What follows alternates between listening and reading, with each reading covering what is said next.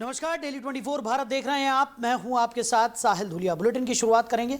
Tyagaraja stadium में आयोजित 22वीं Commonwealth table tennis championship 2026 का रविवार को भव्य समापन हुआ। समापन समारोह में दिल्ली की मुख्यमंत्री रेखा गुप्ता मुख्य अतिथि के रूप में शामिल हुई और विजेता खिलाड़ियों को पदक एवं सम्मान प्रदान किया। उन्होंने कहा कि 25 कॉमनवेल्थ देशों की भागीदारी वाले इस प्रतिष्ठित आयोजन की सफल मेजबानी करना दिल्ली सरकार के लिए गर्व की बात है। मुख्यमंत्री ने कहा कि ये प्रतियोगिता केवल खेल आयोजन नहीं बल्कि खेल उत्कृष्टता, अंतर्राष्ट्रीय सहयोग और सांस्कृतिक आदान प्रदान का उत्सव रही। उन्होंने कहा कि दिल्ली सरकार युवाओं को खेलों के प्रति प्रेरित करने और विश्व स्तरीय सुविधाएं उपलब्ध कराने के लिए प्रतिबद्ध है। उन्होंने ये भी बताया कि वर्ष 2027 में राजधानी ISF वर्ल्ड स्कूल रेसलिंग और बैडमिंटन चैंपियनशिप की मेजबानी करेगी। साथ ही नेशनल गेम्स और खेलो इंडिया गेम्स की मेजबानी के लिए भी दावेदारी पेश की गई है। मुख्यमंत्री ने भारतीय टीम को पुरुष और महिला दोनों वर्गों में स्वर्ण पदक जीतने पर बधाई दी और आयोजन से जुड़े सभी विभागों, स्वयंसेवकों और सहभागी देशों का आभार व्यक्त किया। समारोह में सांस्कृतिक प्रस्तुतियां, मेडल सेरेमनी और विभिन्न आकर्षण कार्यक्रमों ने दर्शकों का उत्साह बढ़ा दिया। हमारे पीएम श्री नरेंद्र मोदी जी ने हमेशा ये बात कही है, केवल गेम्स में पार्टिसिपेट नहीं करना है बल्कि ऐसे गेम्स की मेजबानी भी करनी है। ऐसे इवेंट को जो वर्ल्ड क्लास इवेंट हो उन्हें होस्ट भी करना है। मुझे खुशी है कि दिल्ली ने ये मेजबानी बड़े मन से की है। आई होप कि आप सबको वो बहुत पसंद आई होगी और आपने यहाँ पर इस इवेंट को बहुत एंजॉय किया होगा। मेरी ओर से आप सभी को बहुत ढेर सारी बधाई, शुभकामनाएं। जितने विनर्स हैं उनको भी, जितने प्लेयर्स हैं उनको भी और आप सभी कोचेस को भी और ऑर्गेनाइजर्स को भी एक बार फिर से मिल करके सभी पार्टिसिपेंट्स के लिए जोरदार तालियों से अभिनंदन करेंगे, उनका स्वागत करेंगे और ढेर सारी दिल्ली की ओर से, देश की ओर। तो आज श्रावण मास का पहला सोमवार है। बाबा विश्वनाथ के दर्शन के लिए काशी में भक्तों की भारी भीड़ उमड़ी है। आज मंगला आरती के बाद से ही जलाभिषेक के लिए श्रद्धालुओं का तांता लग गया। मंदिर में प्रवेश के लिए दोनों ओर से कतारें लगी। मेदागिन से चौक होते हुए गेट नंबर 4 सिल्को गली और गेट नंबर 4A के रास्ते, वही गदौलिया से ढूंढीराज गेट नंबर 1 और नन्नू फरिया लेन से भक्त लगातार मंदिर परिसर में पहुंच रहे हैं। इस बीच भीड़ नियंत्रण और सुरक्षा के लिए Varanasi commissionerate police alert mode में रही। पुलिस के सभी वरिष्ठ अधिकारी सुबह से ही नंदी चौक गदौलिया पर मोर्चा संभाले हुए हैं। वहीं दशमेध घाट से नंदी चौक और नंदी चौक से गेट नंबर 4 तक ड्रोन कैमरों से लगातार निगरानी की गई। प्रशासन की तरफ से जारी ड्रोन वीडियो में कतारबद्ध श्रद्धालु साफ दिखाई दिए। मुख्यमंत्री योगी आदित्यनाथ भी अपने 2 दिवसीय वाराणसी दौरे के दूसरे दिन श्री काशी विश्वनाथ मंदिर पहुंचे और बाबा विश्वनाथ के दरबार में हाजिरी लगाई। उन्होंने महादेव का विधि विधान से पूजा अर्चना की और लोक कल्याण की कामना की। सीएम ने श्री काल भैरव मंदिर में भी पूजा अर्चना की।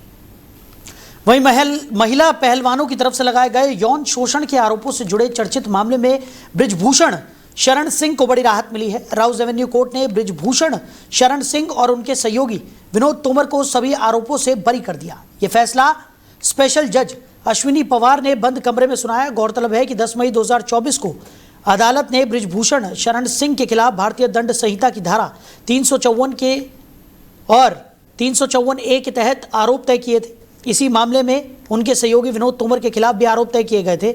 महिला पहलवानों ने दोनों पर यौन उत्पीड़न और अनुचित व्यवहार के गंभीर आरोप लगाए थे।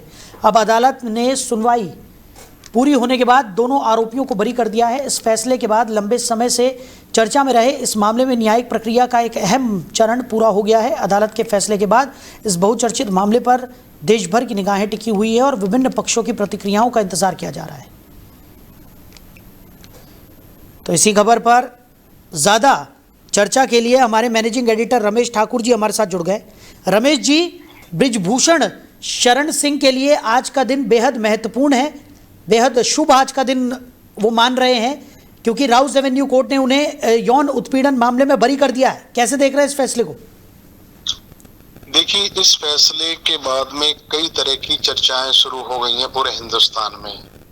विशेषकर खेल प्रतिभाओं से जुड़े हुए लोगों के मन में एक कुंठा कह लो या शक कह लो या उस तरीके की नए नए भाव उत्पन्न हो गए हैं। अब ये तो बात भावनात्मक हो गया है, सामाजिक हो गई है, लेकिन कोर्ट कचहरियों को सबूत चाहिए होते हैं, चाहे वो किसी भी रूप में होने चाहिए। उस लिहाज में जो पक्ष है, पीड़ित पक्ष है, वो पेश नहीं कर पाया। अंततोगत्वा क्या हुआ, राउजन एग्रो कोर्ट ने उनको सभी मामलों से बरी कर दिया। अब मुझे लगता है कि ये इस तरह का केस है, यहाँ शांत नहीं होने वाला है।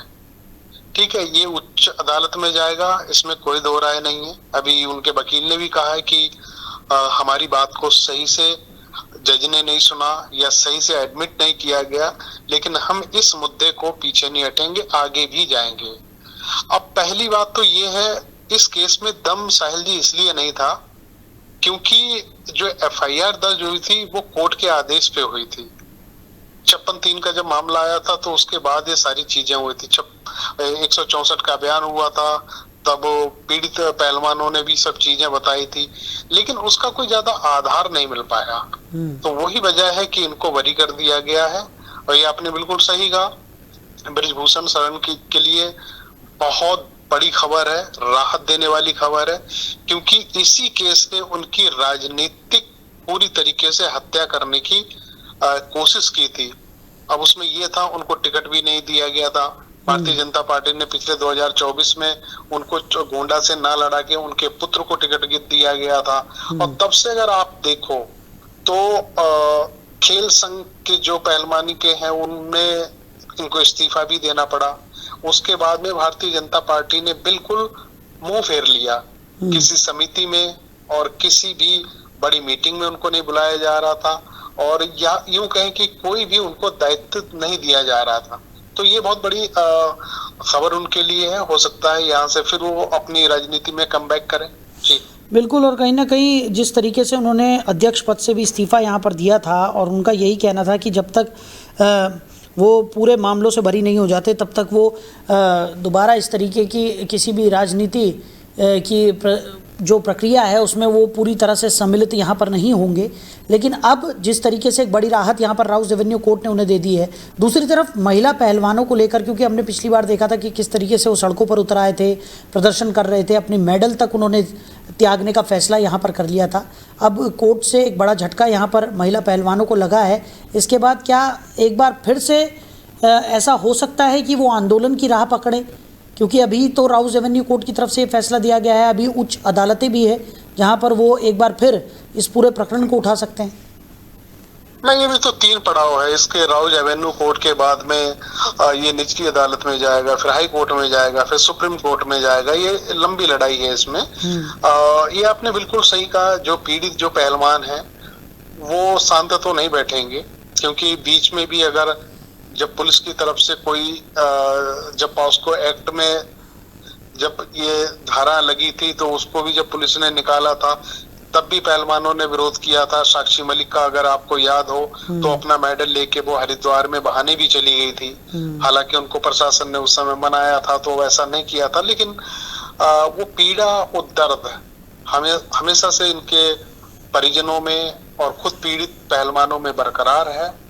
और ये जो चीजें मुझे लगता है होती हैं, ये कुछ संदेश देके जाती हैं। वो संदेश ऐसा कि भाई विभिन्न तरीके के खेलों के संघ हैं, कोई कुश्ती है, क्रिकेट है, वॉलीबॉल है, तो उसमें जब नए न्यू कमर के जब बच्चे आते हैं अपना कैरियर संभालने के लिए, भविष्य बनाने के लिए, तो इस तरह की जब केसेस सामने आते हैं, जब वो याद दिलवाते हैं तो उन बच्चों के ऊपर, उनके भविष्य के ऊपर बहुत बुरा असर डालते हैं। हालांकि बृजभूषण शरण को पहले दिन से अगर आपने उनके बयानात अगर सुने हो तो एक ही बात उन्होंने कहा कि मैं बरी होऊंगा, सांच को आंच नहीं, मैंने कोई गलत नहीं करा है।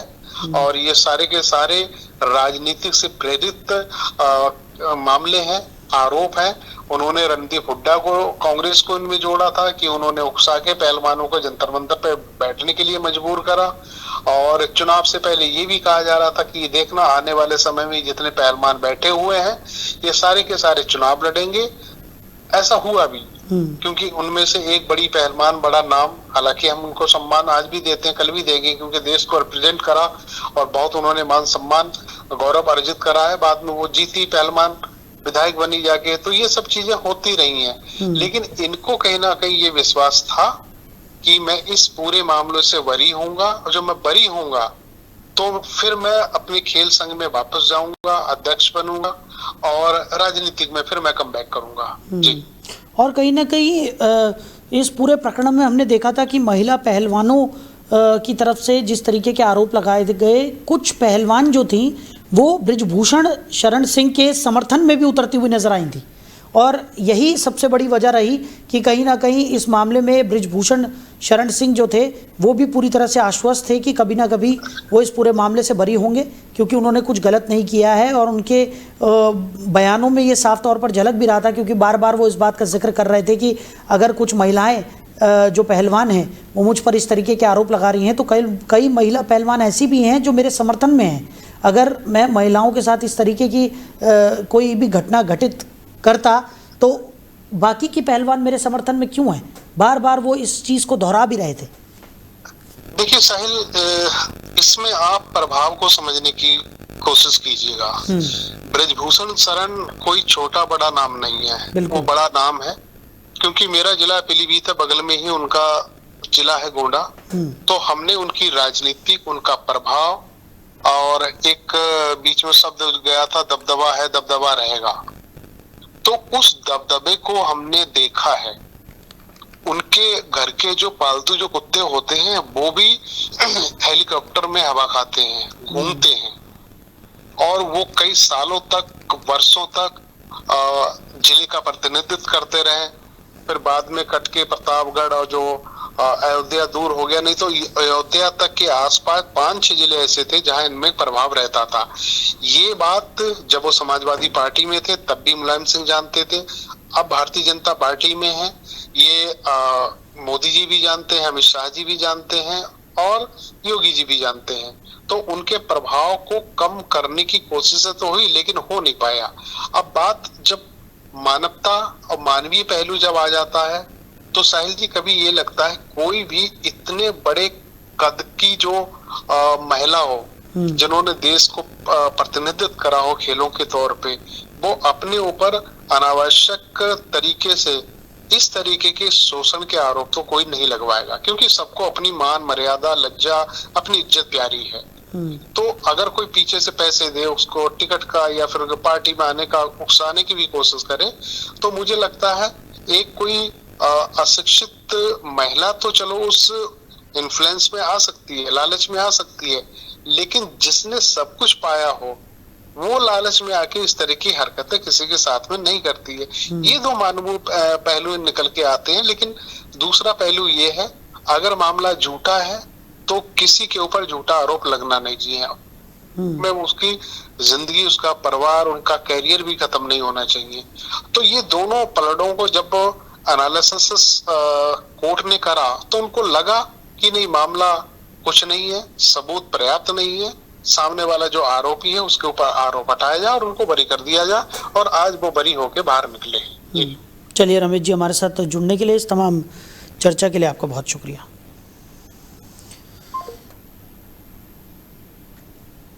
तो बात की जाए तो साफ तौर पर बृजभूषण शरण सिंह को एक बड़ी राहत राउज एवेन्यू कोर्ट से मिल गई है। विनोद तोमर और बृजभूषण शरण सिंह को यौन शोषण मामले में कोर्ट ने बरी कर दिया है।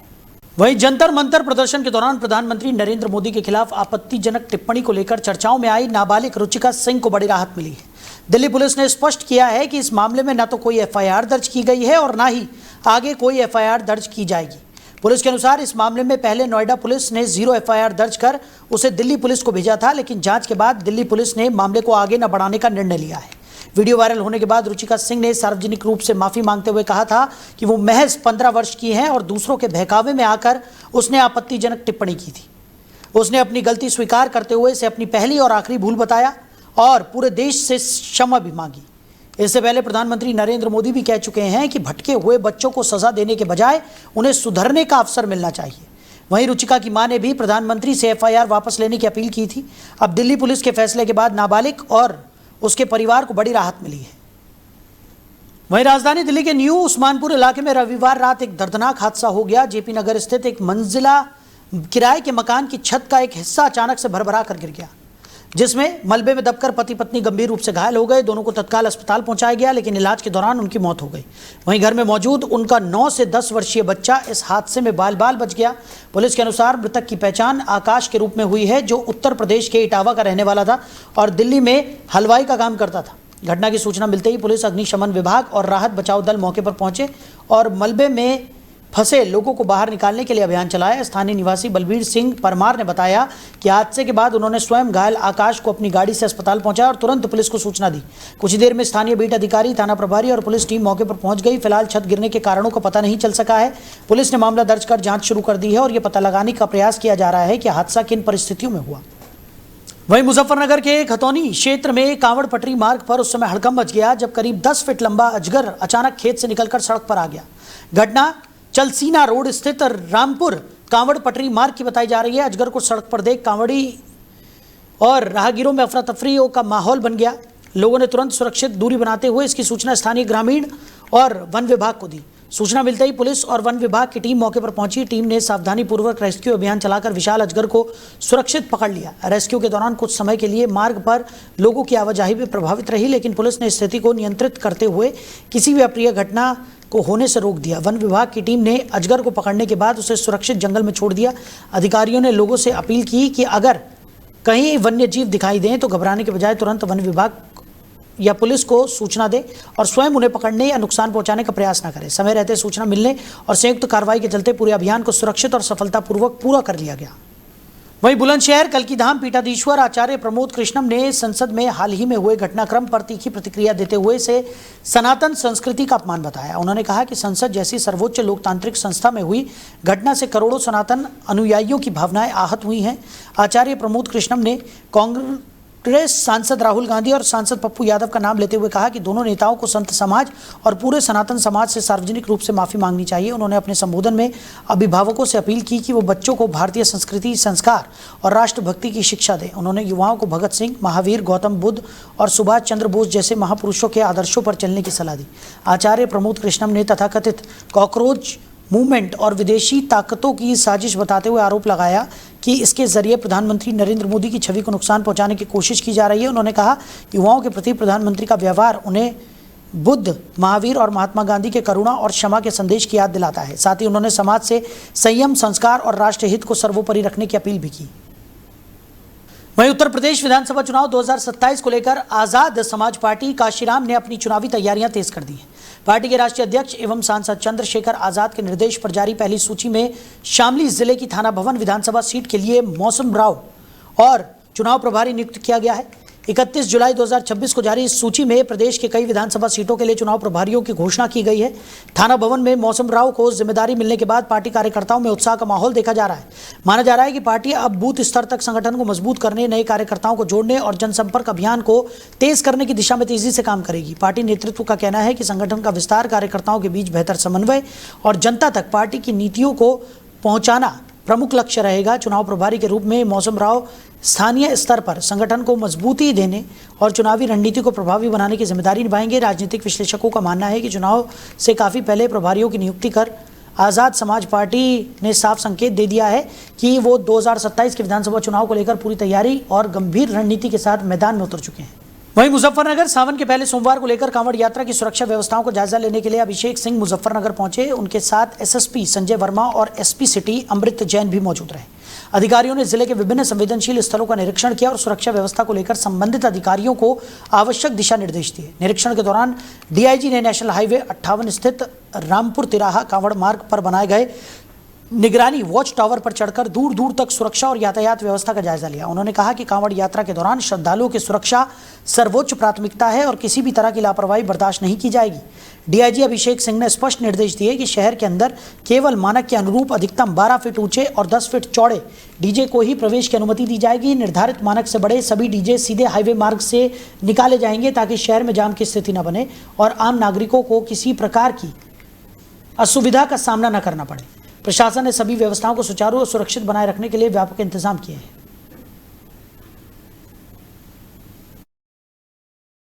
सहारनपुर परिक्षेत्र के तीनों जनपदों में कांवड़ यात्रा के संबंध में सारी ड्यूटीज़ हमारी zonal sector scheme, modern control rooms, ICCC और हमारे CCTV और ड्रोन से सर्विलांस, ये सब कुछ चल रहा है। कल सावन का पहला सोमवार है, इसके लिए समस्त शिवालयों में कंटिन्यूसली चेकिंग कराई जा रही है। इसके साथ साथ वहाँ पर जो साफ़ सफाई की व्यवस्था है, जो बैरिकेडिंग की व्यवस्था है, एंटी स्किड के लिए जो मैट्स बिछाने हैं उसकी व्यवस्था है, लाइटिंग की व्यवस्था है, इन सबको सिविल इंफ्रास्ट्रक्चर को हमारे प्रशासन की तरफ से पूर्ण करा दिया गया है।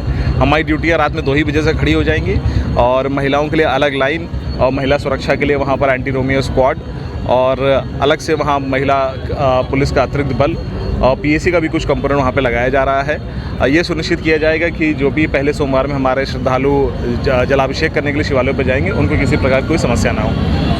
वहीं नोएडा पुलिस की सेक्टर 20 थाना पुलिस ने चोरी और स्नैचिंग की घटनाओं में शामिल 2 आरोपियों को गिरफ्तार कर बड़ी सफलता हासिल की है। पुलिस ने दोनों आरोपियों को सेक्टर 29 स्थित गंगा अपार्टमेंट के पास से दबोचा।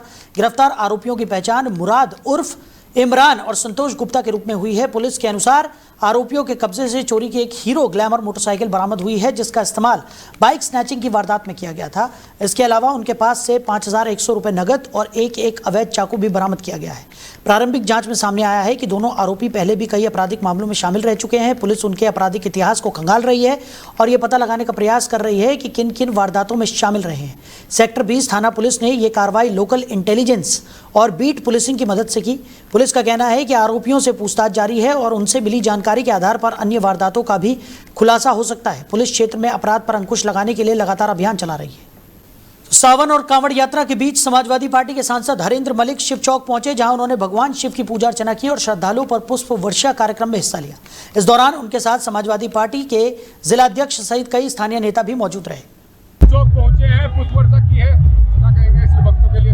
देखिए, ये सावन का महीना, शिव जी का महीना है, हमारे सौभाग्य और समाजवादी परिवार ने आज गंगा जल लेकर आ रहे कांवड़ियों पर पुष्प वर्षा की है और मुझे ऐसी उम्मीद है कि ये जो पावन पर्व है पूरी खुशियों के साथ जल चढ़ेगा और हम सब लोग मिलकर उनका स्वागत कर रहे हैं। जल लेकर जो हमारे शहर में कांवड़िया आ रहे हैं और मुजफ्फरनगर के लिए हर साल ये पर्व बहुत हर्ष और उल्लास के साथ मनाए। वहीं राजनगर एक्सटेंशन स्थित ऑफिसर सिटी 2 सोसाइटी में रविवार को एक दुखद घटना सामने आई।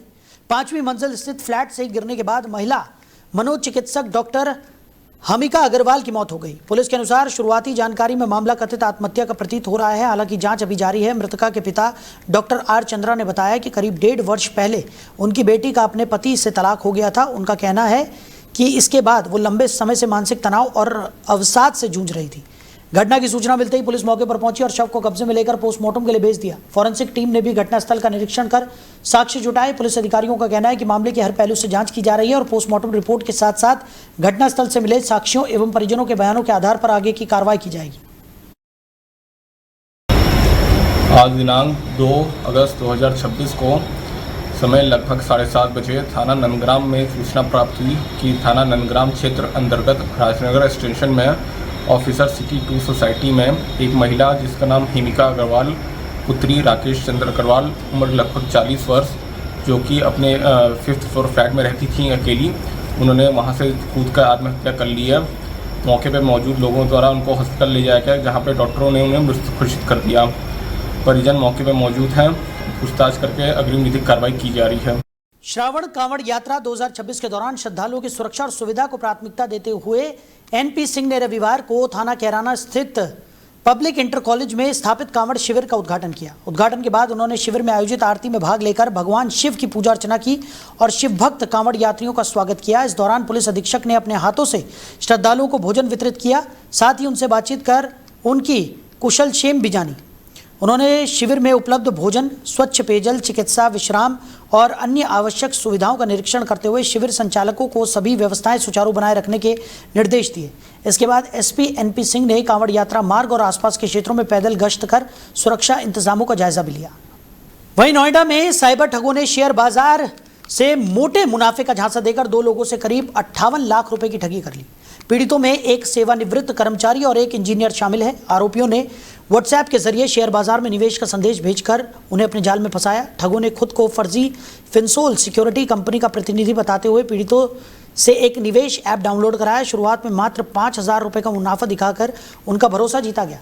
इसके बाद एक पीड़ित से अलग अलग किस्तों में करीब 44 लाख रुपए निवेश कराए गए। ऐप पर उसका पोर्टफोलियो 1 करोड़ रुपए से अधिक का दिखाया गया, जिससे उसे निवेश पर भरोसा हो गया। जब पीड़ित ने अपनी रकम निकालने की कोशिश की तो ठगों ने टैक्स और अन्य शुल्क के नाम पर अतिरिक्त रकम जमा कराने की मांग की। पैसे देने से इनकार करने पर आरोपियों ने संपर्क पूरी तरह से बंद कर दिया। इसी तरह दूसरे पीड़ित को भी भारी मुनाफे का लालच देकर 14 लाख रुपए की ठगी का शिकार बनाया गया। पुलिस ने मामला दर्ज कर जांच शुरू कर दी है। लोगों से अपील की गई है कि किसी भी अनजान लिंक, ऐप या निवेश योजना पर भरोसा करने से पहले उसकी सत्यता की पूरी जांच अवश्य कर लें। तो सावन के पहले सोमवार पर थाना भवन और आसपास का क्षेत्र पूरी तरह शिव भक्ति में सराबोर नजर आया। ब्रह्म मुहूर्त से ही नगर के प्रमुख शिवालयों में भगवान भोलेनाथ के जलाभिषेक और दर्शन के लिए श्रद्धालुओं की लंबी कतारें लग गई। हर हर महादेव, बम बम भोले और ओम नमः शिवाय के जय घोष से पूरा वातावरण भक्ति में उठा। नगर के जस्सूवाला शिव मंदिर, कचौरीनाथ महादेव मंदिर, दयाल आश्रम स्थित उमापति महादेव मंदिर सहित विभिन्न शिवालयों में हजारों श्रद्धालुओं ने गंगाजल, दूध, दही, शहद, बेलपत्र, धतूरा, भांग, पुष्प और फल अर्पित कर विधि विधान से भगवान शिव का रुद्राभिषेक किया। तो फिलहाल इस बुलेटिन में मेरे साथ इतना ही। आप बने रहिए। नमस्कार।